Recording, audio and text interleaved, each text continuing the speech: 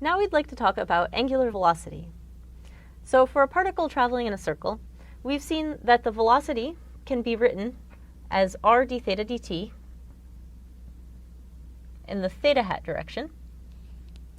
And we've also seen that d theta dt can be positive, in which case theta is increasing, and so the particle is traveling around the circle in this direction. You can call that the counterclockwise direction. We've also seen that d theta dt can be negative, in which case the angle is decreasing, so the particle is traveling around the circle in this direction, which we could call clockwise. Let's now look at rotation in an arbitrary plane. So if I have a plane like this, and I have some particle traveling in a circle like this, and I have some observer that's above the plane, looking down on this plane, then it will see this rotation as being in the counterclockwise direction, whereas if I have another observer down here, and they're looking up at this plane, they'll see the motion as being clockwise. And so you can see we have a need for the more formal definition for the rotation of this. And so what we're going to do is use the right-hand rule to define a direction that tells you both the direction, it defines the plane, and it also tells you what the positive direction of rotation is for that plane.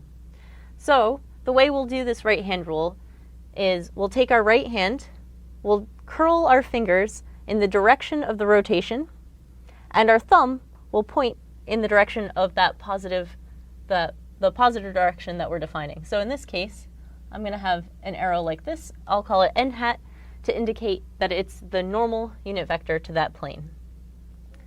All right, let's come back to this example now, where the plane of the motion is this plane of the board. And let's look at our two cases again. So in the case of d theta dt positive, our circle looks something like this.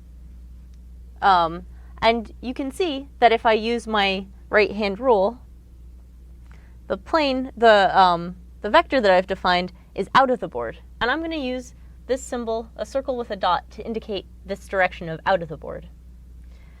In our other case, for d theta dt less than 0, our particle is traveling in this direction.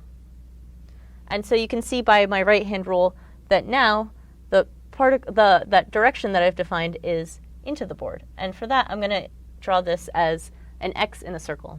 So these are symbols that you'll see throughout the rest of the course, the out of the board and into the board symbols.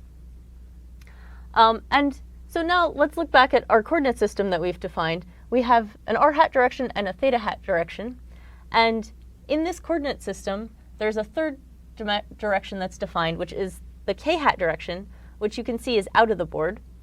And so now I'm going to define what we actually call the angular velocity as omega. And I'm going to write that as d theta dt. Now, in the k hat direction in this case, it could be in an arbitrary n hat direction, depending on what your plane of motion is. In this case, I'm going to call it in the k hat direction. And now you can see that these signs are going to line up with these directions. So omega as d theta dt k hat, when d theta dt is positive, k hat is in the same direction as this unit normal that we've defined that defines both the plane of the motion and the direction of the motion. And when d theta dt is negative, I have that omega is in the negative k hat direction, which is exactly this direction here that we've defined as being the motion for this plane. And so this is how we define angular velocity. So we can define the d theta dt to be the component of the angular velocity, omega z, because it's in the k hat direction.